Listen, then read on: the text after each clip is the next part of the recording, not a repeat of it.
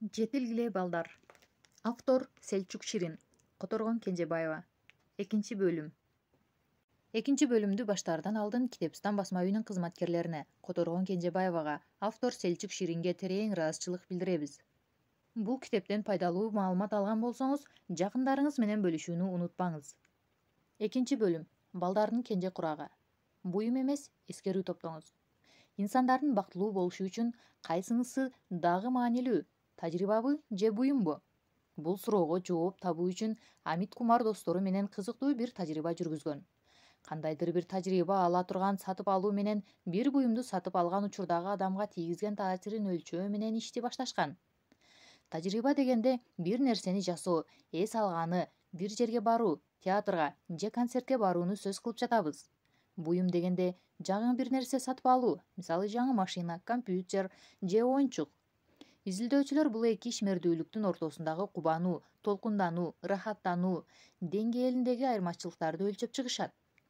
Графикада да берилгендей, эл аралык деңгээлде практикаланган мындай изилдөөнүн натыйжасында тажрыйбага ээ болгондор өздөрүн буюм сатып алгандарга караганда көбүрөөк бактылуу сезишкен, көбүрөөк көңүл ачышкан жана ырахат алышкан. Мен бул изилдөөнү окуганымда маселенин бала тарбиялоо жагын ойлодум.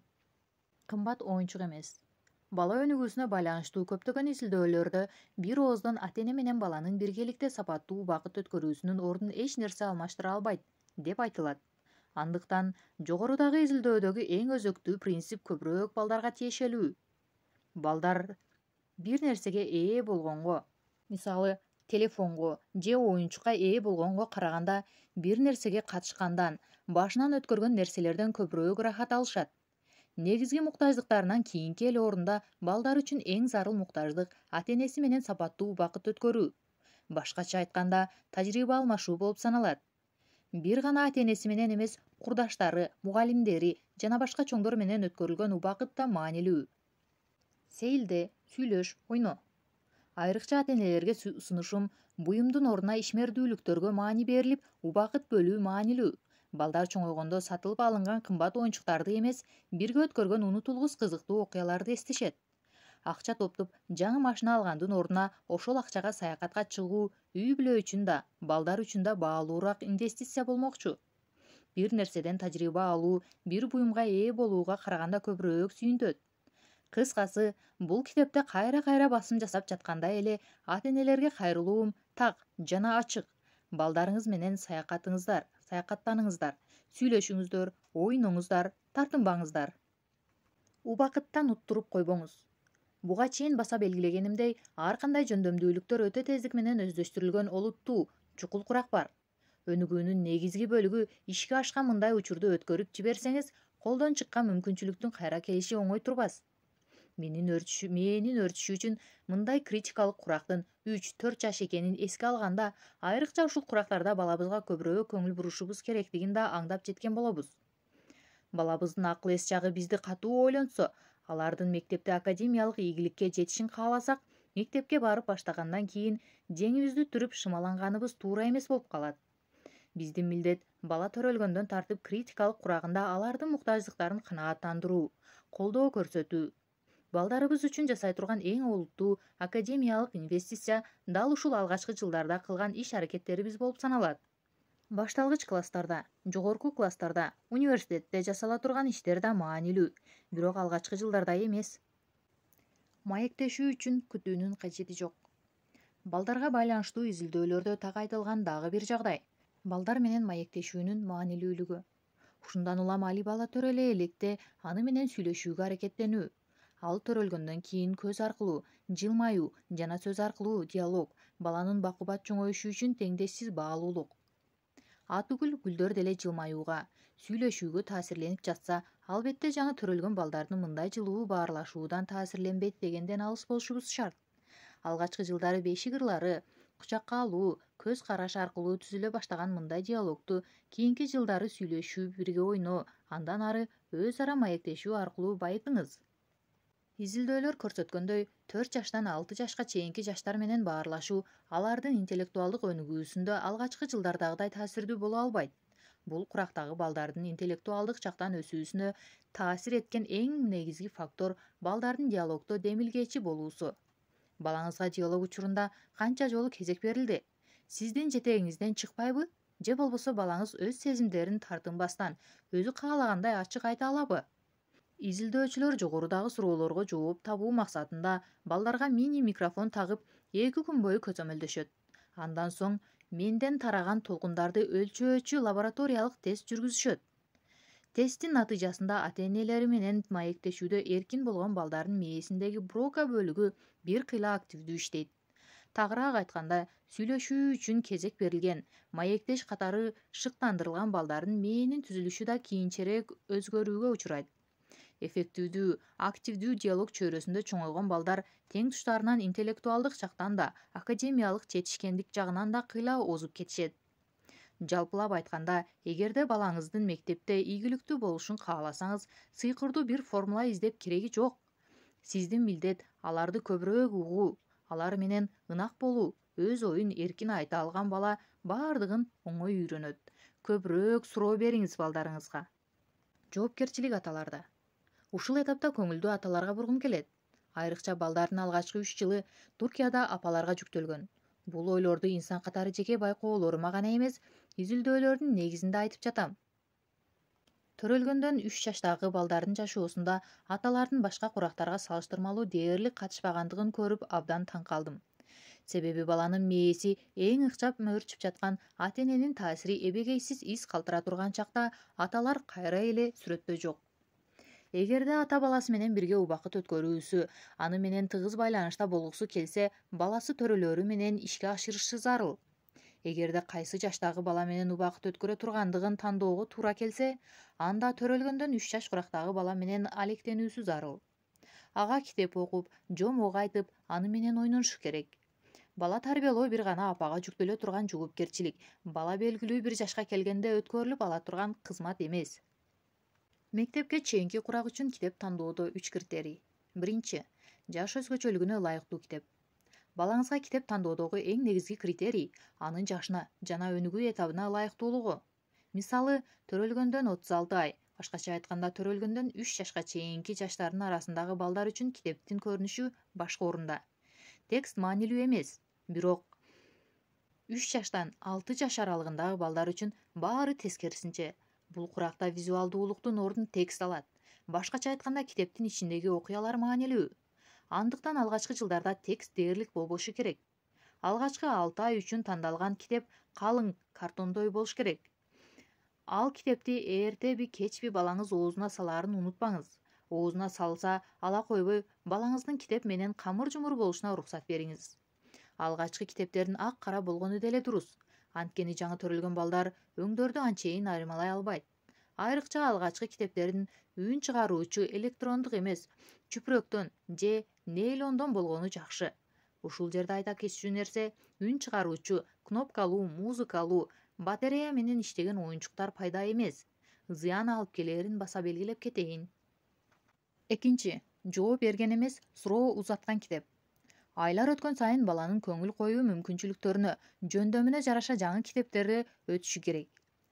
Бул куракта китептин ар бир бетиндеги тексттин көлөмү абзас эмес, бир канча сүйлөмдөн көп болбошу шарт. Бала китептин бетин ачканда тексттен дагы көбүрөөк сүрөттөрдү жана боштуктарды көргөнү туура.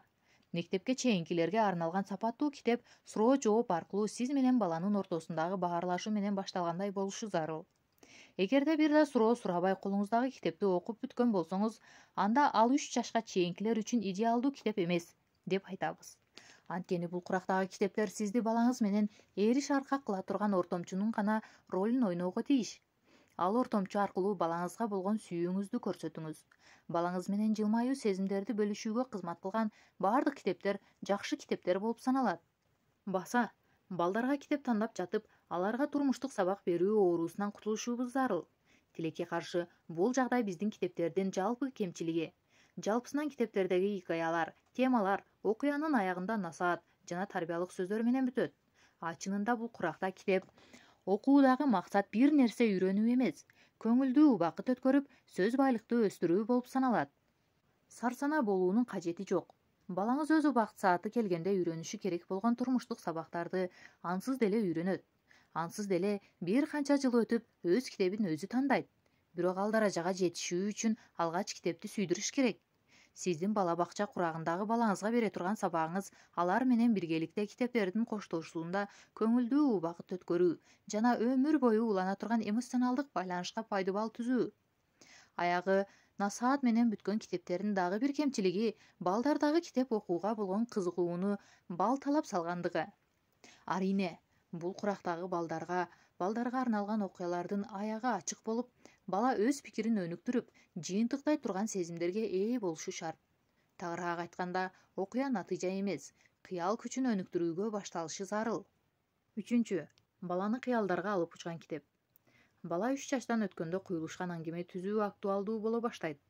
Жомоктор, бир беттен экинчи бетке карай уланган окуялар алар үчүн эң идеалдуу. Ушул жааттан алганда жакшы икая мемиреп уккан дарыядай шыр окулушу баланын кыял дүйнөсүн бир жерден башка бир жерге жетелеп, аалам кыдыртышы зарыл. Тагыраак айтканда, жакшы китеп баланы алып учуп кызыктарга батышына шарт түзүшү керек. Диалогко негизделген китеп окуу үчүн колдонмо. Төрөлгөндөн 3 жашка чейинки бала менен бирге китеп окуу балаңызга жасаган эң чоң инвестицияңыз болмокчу. Китептер тандалгандан кийинки көйгөйүбүз балдарга китеп окуу ыкмабыз болуп саналат. Ооба, балага китеп окуп берүү менен чоңдордун китеп окуусу бирдей эмес. Балага китеп окуп берүүнүн натыйжалуу жана натыйжасыз жолдору бар. Атүгүл бул маселени чегинен ашырып, каш коем деп көздөн айрылган сыяктуу жолго түшүшүбүз да мүмкүн. Башкача айтканда, балдарга китептерди таанытабыз деп жатып, китепке болгон жек көрүү сезимин да пайда кылып алышыбыз мүмкүн. Жаңы төрөлгөн бала сиздин окуганыңызды да, сөздөрүңүздү да толук түшүнбөйт. Ал сезген бир гана байланыш бар — эмоционалдык байланыш. Китеп окуу иши дал ушул байланышты түзүүгө жардам бергендиги менен баалуу. Алгачкы 3 жылда балага китеп окуп берүү бар болгону бир нерсени үйрөтүү же сөз байлыгын өстүрүү эмес. Ошону менен тең катар бала менен эмоционалдык жактан байланыш куруу процесси болуп саналат. Окууну милдет катары көргөнүңүз үчүн кийинки бетке же кийинки китепке өтүү гана жасасаңыз, сиз жаңылыш жолдосуз. Эч качан кийинки бетке өткөнгө же китепти аяктаганга шашпаңыз. Эксперттер ымыркайларга 3 жашка чейинки балдарга китеп окуудагы эң маанилүү ыкма бул диалог куруу, баарлашуу экендигин баса белгилеп айтышып келет. Мындай ыкманын артыкчылыгы китеп ата-эне менен баланы жакындаткан ортомчунун милдетин аткарат. Максат китептеги сүрөттөрдү жана сөздөрдү колдонуп, бала менен сөз, ишара, үн, ыргак, бий аркылуу байланыш түзүү. Китеп окуп жатып китепке эмес, балага кароону талап кылган. Бала менен китептин коштоосунда башталган, бирок аны менен гана чектелбеген баарлашууга негизделген ыкма жөнүндө сөз болуп жатат. Бала чоңойгон сайын суроолор менен байытылган, өөрчүтүлгөн маектешүү. Бул китептердин өзгөчөлүгү тексттин кыскалыгы. Текст жок, бирок ар бир бетте толтура диалог бар. Мында диалогдор кээде кандайдыр бир беттеги сүрөткө карап кызыктуудай үн чыгаруудан, кээ бир ритмден башталат. Бала чоңойгон сайын бул диалогдор окуянын жүрүшүнө ылайыктуу суроолор менен кеңейтет. Салттуу китеп окууда бирөө окуйт, бирөө тыңшайт. Салттуу китеп окууда китеп окуп жаткан чоң адам активдүү, ал эми бала пассивдүү угарман ролун аткарат. Балдарга китеп окууда мындай ыкма натыйжа бербейт. Айрыкча жаңы төрөлгөндөрдүн китепти түшүнүүсү убакыт алат. Ушундан улам балдарга китеп окуп бербеңиз. Китепти колдонуп, алар менен маектешиңиз деп жатам. Эксперттер сунуштаган бул ыкмада чоңдор окуйт, бирок баладагы үнү, мимикасы, ал тургай көздөрү, тили чыкканда сөздөрү аркылуу процесске активдүү катышат. Күнүгө канча мүнөт китеп окуган жакшы? Айрыкча жаңы төрөлгөн бала менен китеп аркылуу баарлашуу кыска болуусу керек. Алгачкы айларда бир канча мүнөт жетиштүү. Алгачкы жылдын акыркы айларында 5-10 мүнөттүк окуу ишмердүүлүгүнөн сөз кылып жатам. Бала чоңойгон сайын табигый түрдө ал сизге багыт берет. Күнүгө канча мүнөт китеп окуган жакшы?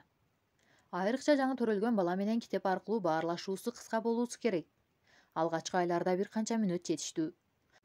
Алгачкы жылдын акыркы айларында 5-10 мүнөттүк окуу ишмердүүлүгүнөн сөз кылып жатам. Бала чоңойгон сайын табигый түрдө ал сизге багыт берет. Окугусу келсе, ал өзү китепке ишарат кылып көрсөтөт. Балдарга байланыштуу бардык маселелердегидей бул жерде да индивидуалдуулукка көңүл буруш керек. Ар бир баланын кунт коюусу ар башка экенин унутпайлы. Кээ бир балдар 15 мүнөткө чейин кунт кое албайт, а кээ бир балдар кунт кое алат. Ал эми кээ бир балдар 5 мүнөткө да жетпей зеригишет. Балдарга чет тилин үйрөтүү үчүн эң ыңгайлуу жаш. Кыска нуска айтайын. Балдарга чет тилин үйрөтүүдө эң идеалдуу мезгил кенже курак болуп саналат. Мурда алгач эне тилин, андан кийин гана чет тилин үйрөнсүн деген сыяктуу түшүнүк кеңири тараган эле. Бирок бул тезис илимий жактан актуалдуулугун жоготту. Мүмкүнчүлүгүңүз болсо балаңызга чет тилин үйрөнүүгө шарт түзүп бериңиз. Муну 3-4 жаш ал тургай мындан да эрте баштасаңыз жакшы болот. Анткени эрте куракта чет тилин үйрөнгөн балдар креативдүү, аналитикалык ой жүгүртүү жана интеллектуалдык ийкемдүүлүк жагынан да бир тилде сүйлөгөн курдаштарынан бир кадам алдыда болушат. Өзүн колго алуу деген эмне? Өзүн колго алуу, өзүн контролдоо, сезимдерибизди таанып билип аларды багыттай алуу жөндөмдүүлүгү дегени. Башкача айтканда, инстинкт сезимдерге алдырып, оюбузга келгенди эмес, пландуу түрдө сабырдуулук менен так максатты көздөй илгерилөө дегени. Мисалы, курсагыбыз ачса деле дароо татуу же майлуу тамак жей баштабай, напсибизди тыя алсак, бул өзүбүздү колго алуубуз, эркибиз бакубат дегендикке жатат.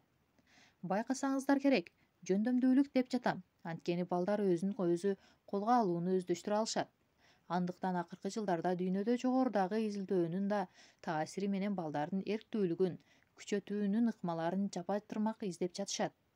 Азырда көптөгөн булактарда кездешкен сезимдерди башкаруу жана башкара алуучулук жөндөмү сымал терминдер дал ушул талыкпаган изилдөөлөрдүн натыйжасында кеңири тарай баштады.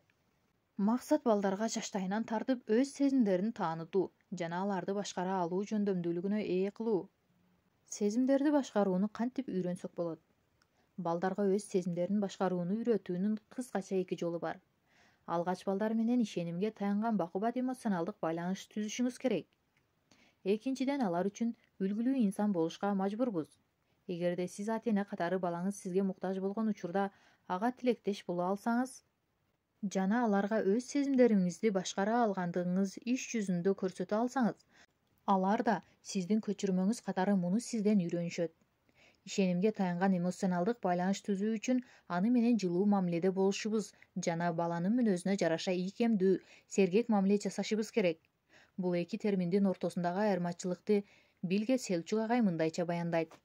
Жылуу мамиле баланы кучактоо, өөп жыттоо дегени. Сергек мамиле баланы таанып билүү, өзгөчөлүктөрүнө маани берүү, мүнөзүнө жараша принциптерди өзгөртө алуу дегени. Балабызга өзүн контролдоонун жолу аларга жылуу жана сергек мамиле жасоого байланыштуу. Балдарыбызга мээрим төгүү, кучактап өөп, жылуу мамиле көрсөтүүдө дурус элебиз. Бирок аларды таануу, алар кандай болсо ошол туруш-турпатынча кабыл кылууда эң негизгиси алардын мүнөзүнө жараша тарбия берүүдө кыйла арттабыз. Мисалы, бала чарчап турабы, капалуубу, анда бүгүн койгон тартибимди жумшартайын, аны кыйнай бербейин дебейбиз. Натыйжада балдар коркок, тартынчаак болуп чоңоюшат, эмоционалдык жактан жетилүүдө кыйналышат жана табигый түрдө барган сайын туңкуюкка дагы да кептеле беришет. Бир тараптан сергек ата-энелер балдары табиятынан коркок жана тартынчаак болушса да, алардын мүнөзүнө жараша мамиле жасап, сезимдерин контролдой алган ийгиликтүү балдарды тарбиялап чыгышат. Эмоционалдык өнүгүүдө өтө маанилүү 10 жыл. Буга чейин айтканымдай, ар бир тармакта өтө маанилүү курч этаптар бар. Эмоционалдык жактан өнүгүүдө тагыраагы эмоционалды башкарып, багыттай билүү жөндөмдүүлүгү да мындан оолак эмес. Өзүн контролдоону өздөштүрүү эшиги бала 10 жашка чыкканда жабылат. Андыктан ата-энелердин төрөлгөндөн 9 жаштагы балдарынын ар бир каалоосун дароо орундата койбой, аларга сабыр кылууну, күтө билүүнү, бир нерсеге татыктуу болууну үйрөтүү алардын келечегине кошкон эң чоң салымы болмокчу. Мындай көндүмгө машыктыруунун дагы бир жолу балдарды пландуу түрдө мектептен сырткары иш-чараларга жаштайынан тартып катыштыруу. Спорт жана искусство эң жакшы иш-чаралардан болсо керек. Себеби экөө тең балдарды белгилүү бир эрежелердин алкагында өз жөндөмдүүлүктөрүн сабырдуулук менен көрсөтө алууга шарт түзөт. Бирок бул сунуштарды алгачкы бөлүмдө айтылгандай мүнөздүн, темпераменттин нугунан алып баалоочу болсок, ар бир баланын өзүн колго алуусу ар кандай шартта ишке ашырышы бышык. Биз чоңдордун алгачкы жылдары ата-эне, андан кийин тарбиячылардын милдети баланын мүнөзүнө жараша мээрим төгүү болуп саналат. Зефир тести жана Дунендин изилдөөсү эске салган жөнөкөй чындык төмөндөгүчө. Мектепке чейинки курактагы балдардын бир гана интеллектуалдык өнүгүүсүнө эле эмес, эмоционалдык жактан да толук кандуу чоңоюшунда маани беришибиз керек. Өз сезимдерин жана ой жүгүртүүсүн көзөмөлдөй алган балдар академиялык жактан ийгиликтүү, ден соолугу чың жана финансылык жактан көз карандысыз инсандарга айланышат. Айрыкча мектепке чейинки балдардын өз сезимдерин колго ала алуусу алардын келечегине биз ойлогондон да көбүрөөк таасир этет. Социалдык тармактарда балдардын сүрөттөрүн бөлүшүү канчалык туура? Социалдык тармактардын доорунда жашап жатабыз. Мен деле бул реалдуулукка кириптер болгом. Андыктан социалдык тармактарда балдардын сүрөтүн бөлүшүү жөнүндө бир аз сөз кылалы. Баштан айта кетейин, жогорудагы суроонун так жообу жок. Социалдык тармактарга балдардын сүрөтүн жүктөө жөнүндө так өкүм чыгаруу оңой эмес. Анткени бул көп кырдуу маселе. Баары ушул көп кырдуулукка карап өздөрүнө эң ыңгайлуу формуланы таап чыгышат. Андыктан келиңиздер, маселеге ар кандай жааттан көз жүгүртүп көрөлү. Балдардын социалдык тармактарга болгон саясаты төрөлгөндөн эле башталат. 6 айлык бала жөнүндө базалык маалыматка социалдык тармактар аркылуу жетүү толук мүмкүн. Анткени бул доордо социалдык тармактарсыз жашоону элестетип болбос. Керээли кечке балдар менен камыр-жумур болгон ата-энелер албетте социалдык тармактарда да балдарына байланыштуу маалыматтарды бөлүшөт. Айрыкча географиялык жактан башка жерлерде жашаган үй бүлөлөр үчүн социалдык тармактар үй бүлөлүк альбомдун милдетин аткара баштады. Эң негизгиси коопсуздук. Социалдык тармактарда балдарга байланыштуу маалыматтарды жайылтуунун эң калпыз, чекиликтүү жагы балдардын уруксатсыз алардын жашоосун каттоого алып жатканыбыз болуп саналат. Жарыяланган ар бир сүрөт бир тараптан санариптик бармак изинин функциясын аткарып калат. Социалдык тармактарга тарап кеткен бир сүрөттү кайра алып салуу мүмкүн эмес. Сиз өчүрүп салсаңыз да башка бирөө эч ак көчүрүп алган болушу толук мүмкүн. Социалдык тармактарда бир нерсе жарыялоонун дагы бир кооптуу жагы балдарыбызга байланыштуу маалыматтар аркылуу аларга ким да болсо жете алат. Анткени биздин жазгандарыбыз аркылуу балдарыбыздын аты жөнүн, жынысын, туулган күнүн, кыскасы жеке маалыматтарын билип алуу оңой эле. Андыктан биз чоңдор үчүн өзүбүз жөнүндө маалыматтарды жарыялоонун катачылыгы деле жок. Бирок сөз балдар жөнүндө болгондо этикалык ченемдер биринчи орунга чыга келет. Ата-эне катары балдарыбыздын купуялуулугуна кол салууга акыбыз барбы? Маселенин дагы бир үрөй учурган жагы бар. Изилдөөлөр педофилдик сайттардагы сүрөттөрдүн жарымынан көбү социалдык тармактардан уурдалган сүрөттөр экендигин көрсөтүүдө. Эмне кылуу керек? Биринчи, сиз колдонгон социалдык тармактардын коопсуздук жагын жакшылап изилдеңиз. Маалыматтарыңызды кимдер көрө ала тургандыгын аныктабай туруп, балаңыздын бир да сүрөтүн жарыяламаңыз. Жалпыга жеткиликтүү актуалдуулугуңуздагы сүрөттөрүңүздү сиз таптакыр каалабаган, күтүлбөгөн адамдар да көрө аларын унутпаңыз. Экинчи, учурду чагылдырган публикациялардан алыс болуңуз. Балаңыз жашаган жерде ачыктоодон сак болуңуз. Айрыкча үйдүн, мектептин директору же болбосо балаңызга жеткире турган башка даректерди эч качан билдирип койбоңуз. Үчүнчү, балаңызга вето, тыюу салуу укугун бериңиз. Ал каалабаган бир да нерсе социалдык тармактарда жарыяланбасын. Төртүнчү, ар бир жарыялай турган маалыматыңызда ошол учурдагы көз ирмемдик рухий абалыңызды эле эмес, келечекти да эске алыңыз. Башта айтып өткөнүмдөй, бул баары өзүнө ыңгайлуу формуланы тандап алуучу тармак. Мен өзүм социалдык тармактарда жигердүү иш алып барганыма карабастан, бир да жолу балдарымдын сүрөтүн жарыялаган эмесмин. Бирок эң жакын адамдарым жогорудагы эрежелердин алкагында балдарынын сүрөттөрүн кенен-кесир жарыялап турушат. Баары өзүнө ыңгайлуу формуланы жогорудагы кеп-кеңештерге таянып тапканы оң. Балдарыбызды экрандын туткуну болуудан кантип куткарабыз? Эки баланын атасы катары мени үйдө эң көп түйшөлткөн темалардын башында экрандын туткуну болуп турат. Ооба, алгачкы уулум төрөлгөндө экрандын туткуну болбошу үчүн үйгө телевизор да койдурган эмесмин. Интернет кеңири тарай элек маалда биз үчүн бул кадам эң чоң эрдик болчу. Жүрүм-турум көз карандылыгы, адамдын кандайдыр бир кыймыл-аракети өз эрки менен токтотуу же улантуу чечкиндүүлүгүн жоготуусу дегендик. Тамекиге же баңгизатка моюн сунуп берген инсандар сымал кандайдыр бир кыймыл-аракеттин туткунуна айлангандар. Ал ишти кылбай туруп, күнүмдүк жашоосун уланта алышпайт. Экранга типсиз байлануу дал ушундай кулчулуктун эң кеңири тарагандарынан болуп саналат. Кимдир бирөөлөр үчүн бул доордо жашап жаткан балдардын арасында чума оорусуна айланган экран туткунуна темасында ата-энелер өтө олуттуу баш катырышы зарыл. Биз жашап турган доордун аты экран доору. Телевизор, компьютер, телефон, кыскасы жашообуздун ар бир баскычында экрандар менен камыр жумурбуз. Экранга туткундалуунун балдарга тийгизген таасирине байланыштуу так маалыматтарыбыз албетте бар. Мындай балдар мектепте начар окушат. Мындан да маанилүүсү, мындай балдар ашыкча салмактуулуктан жабыр тартышат. Себеби алар экранды бир четке калтырып туруп, кыймылдоо жөндөмдүүлүгүнөн аксашат.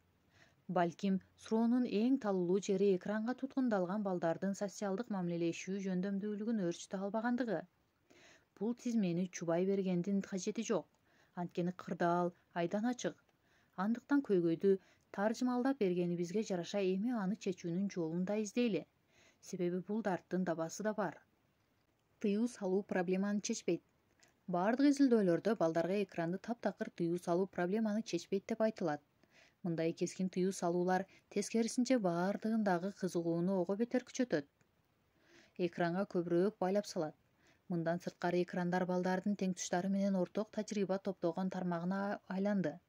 Биз мурда спорттук мелдештер аркылуу досторубуз менен маектешкендей эле балдарыбыз да курбулары менен оюндар аркылуу достошуп жатышат. Демек, сиз балаңызды экрандан таптакыр алыстатуу менен аны досторунан да алыстаткан болосуз. Андыктан эң туура чечим экрандарды таптакыр эле жокко чыгаруу эмес, экрандын астында өткөрүлгөн убакытты туура пландоо болуп саналат. Албетте, мындай таймаш тең салмактуулуктан алыс.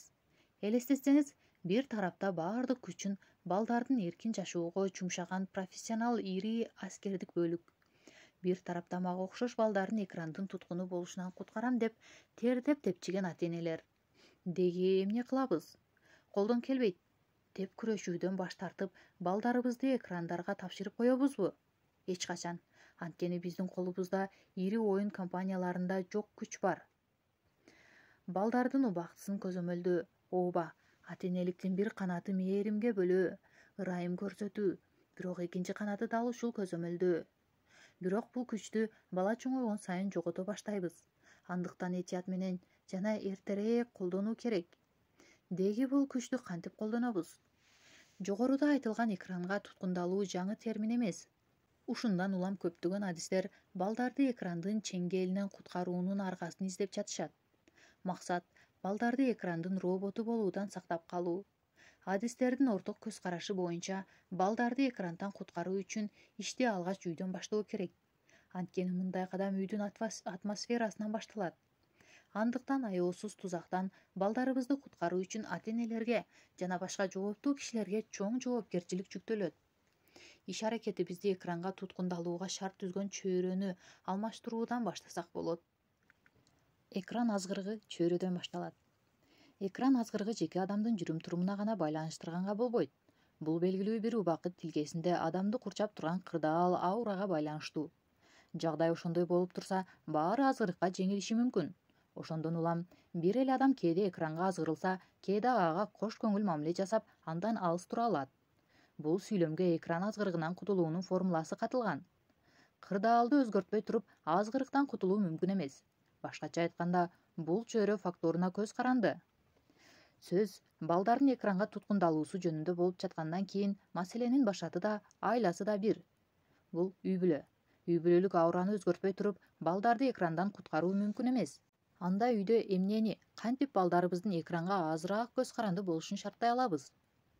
Зеригүү жаман деле нерсе эмес. Деги эле балдардын зеригүүсүн колдосок болот.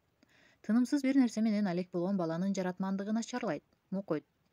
Балдар экранга канча жашынан баштап дуушар болуусу керек жана канча убакытты арноо керек? Эң башта үйдө балдар экрандын астында тизиле калган убакытты жана жерди байкаштыралы. Америка педиатры академиясы бул багытта эң көп изилдөө жүргүзгөн уюмдардын бири. Академиянын билдирүүсүндө балдарды экран азгырыгынан коргоо үчүн төмөнкү жагдайларга көңүл буруу керек. Төрөлгөндөн 18 айлык бөбөктөрдү экрандан алыс кармоо зарыл. Видео чалуулардан сырткары бардык экрандар бул курактагы балдар үчүн зыяндуу. Анткени экран ыкчамдык менен өнүгүп жаткан мээ үчүн пайдасыз нерсе. Мээ өтө тездик менен өнүгүп жаткан бул этаптарда балага зарыл болгон бир гана нерсе бар. Ал да болсо ата-эне менен активдүү баарлашуу. Китептер, алдейлер, ырлар аркылуу балдар менен сүйлөшүүсү керек болгон курак. 18 айдан 24 айлык бөбөктөрдү экран менен тааныштырса болот. Тааныштыруу шарт эмес, бирок таанышуу мөөнөтү кыска болуусу керек. Бул жерде да негизги критерий экранда көрсөтүлгөндөрдүн сапаты.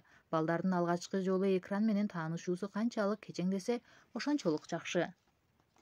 2 жаштан 5 жаштагы балдар күнүгө максимум 1 саат экран астында отурса болот. Бул жерде да маани бере турган негизги критерий сапаттуу мазмун. Мазмундун сапатын кандай аныктайбыз? Биз да көрөбүз. Алгач биз көрөбүз. Ата-эне өзү көрбөгөн эч бир көрсөтүү балага сунушталбашы керек. 6 жаштан жогоркулар жана өспүрүмдөр үчүн Америка педиатры академиясы конкреттүү 1 саат ордуна жалпы принциптерди сунуштайт. Сизге деле маалым, бул жашта экранды контролдоо күчү сизде эмес, баланын өзүнүн контролуна өтүп калат. Мындай болгон учурда балаңыз менен отуруп үй бүлөлүк медиа план түзүү кажет. Үй бүлөлүк медиа план баланын апта ичи жана апта соңунда кайсы сааттарда, канча саатка экран алдында отуруу боюнча бала менен ата-эненин келишими. Балаңыз менен сүйлөшүп, анын да пикирин эске алуу менен келишимди кагазга жазып илип коюңуз. Үй бүлөлүк медиа план түзүү. Жогорудагы принциптерге макул болсоңуз, мындан ары үй бүлөлүк медиа план түзүүгө өтөлү. Бул планды ата-эне жана бала бир команда болуп бирге түзгөнү оң. Баланын жума ичинде жана дем алыш күндөрү кайсы убактарда телевизор көрсө болооруна байланыштуу келишим жөнүндө айтып жатам. Ар бир келишимде эки тараптын тең катышуусу кабыл кылына турган чечимди дагы да баалуу кылмакчы. Мажбурлоо менен жакшылыкка жетип болбойт. Үй бүлөлүк медиа планды түзүп жатканда төмөндөгү принциптерди эске алыңыз. Күнүгө 1 саатты физикалык көнүгүүгө, сейилдөө, спорт жана башкаларга бөлүү. Экинчи, эң аз 8 саат уйку үчүн убакыт бөлүү. Үчүнчү, телевизорсуз, компьютерсиз же смартфонсуз балдар бөлмөсү.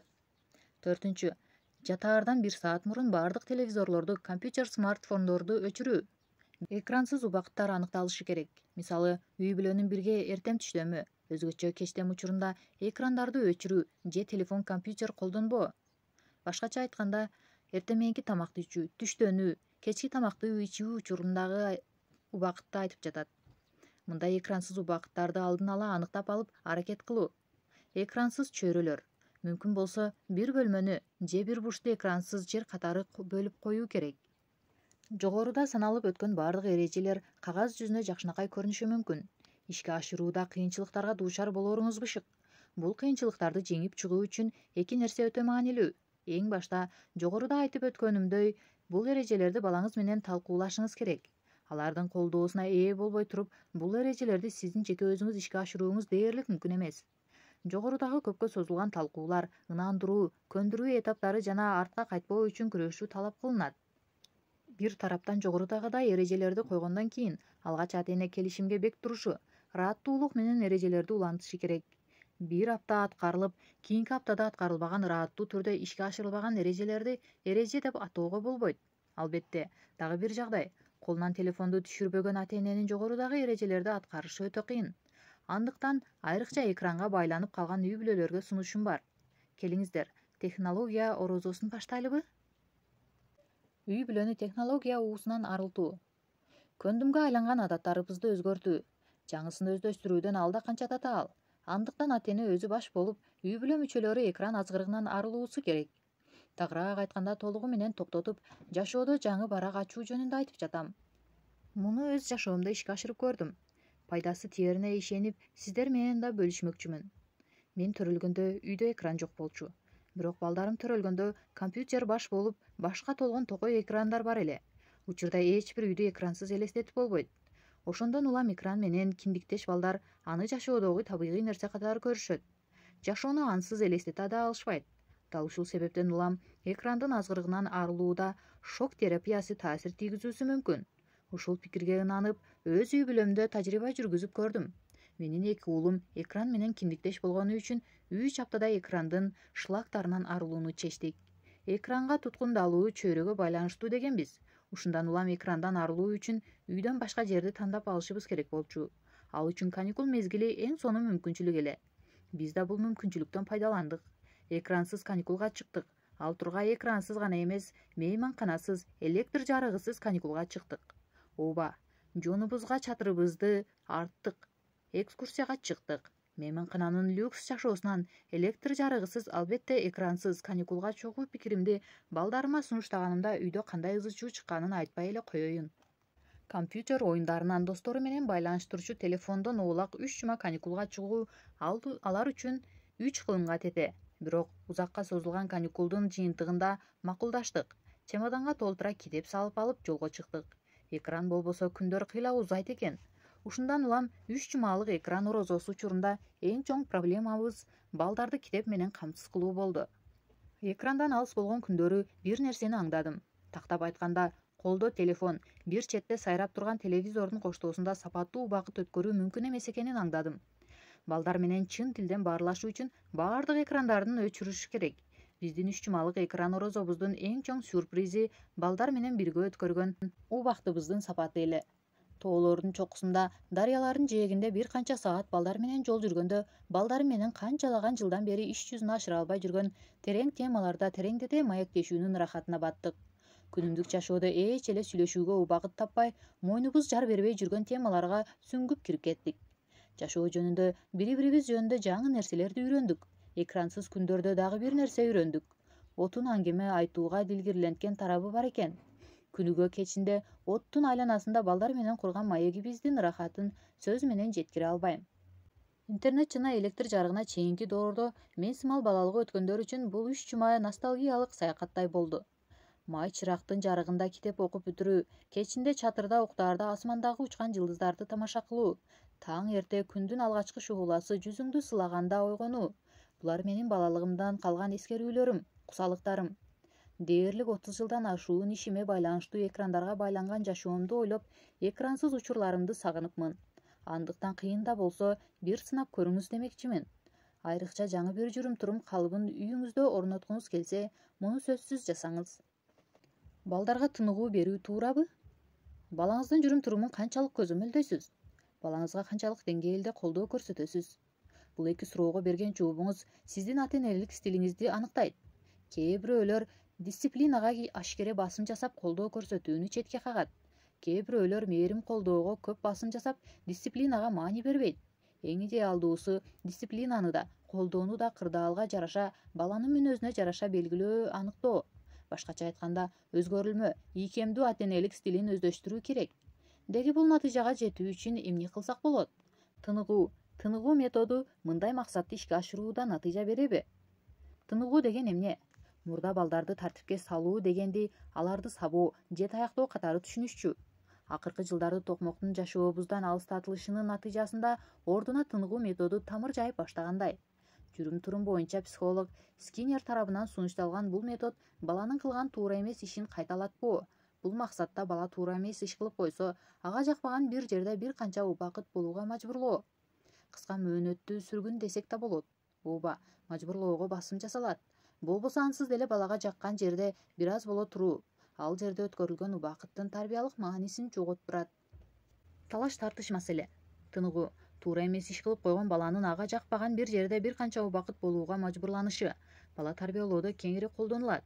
Бирок бул талаш-тартыш маселе экенин да унутпоо керек. Time журналы өткөн жылдарда тыныгуу баланын жан дүйнөсүн жаралайт деген теманы журналдын сырткы бетине жазып чыкканы бекеринен эмес.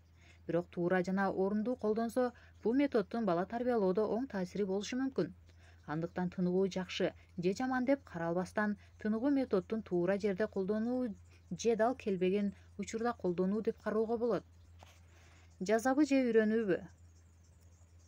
Балага тыныгуу берип жатып максатты унутпоо керек. Тыныгуу көнүмүш адат катары жазалоо максатында колдонулса, бала үчүн натыйжасы зыяндуу методго айланат. Бирок тыныгуу үйрөтүү, жол көрсөтүү, проблеманы чечүү максатында колдонулса, анда пайда бериши мүмкүн. Ошол эле учурда биз ата-эне катары өз чыңалуубузду азайтуу үчүн тыныгууну колдонуп жатсак, анда туура эмес кылып жаткан болобуз. Анткени максаттан сырткары жана тез-тез тыныгуу берүү белгилүү бир убакыттан кийин балдарга зыян алып келет. Аларды дагы да агрессивдүү, ачуулуу кылат жана алардын ата-энем мени жаман көрөт деген сымал сезимге берилүүсүнө шарт түзөт. Айрыкча кенже куракта али баланын аң сезими отурукташа электе жасалган тыныгуу берүү пайданын ордуна зыян алып келет. Ата-эне менен баланын ортосундагы байланышка калыбына келтирилгис доо кетирет. Унутпаңыз, балдар жазага эмес, ачык сүйлөшүүгө, түшүндүрүүгө муктаж. Бала эмне үчүн жана канча убакыт тыныгууда калаарын билиши керек. Бала сырткы чөйрөдөн бөлүнүп жатканынын себеби жалпак тилде ага түшүндүрүү керек. Эгерде бала эмне үчүн тыныгуу алып жатканын билбесе, анда сиз туура эмес иш кылып жаткан болосуз. Эксперттер 6 жашка чейинки жашына жараша тыныгуу, андан чоң курактагыларга 5-10 мүнөттөн ашпаган тыныгуу берүүнү сунушташат. Андан ашыкчасы зыяндуу. Дайыма эске тута жүрүңүз. Мындагы максат балага кылган ишинин туура эмес экендигин аңдап жете турганчалык убакыт берүү.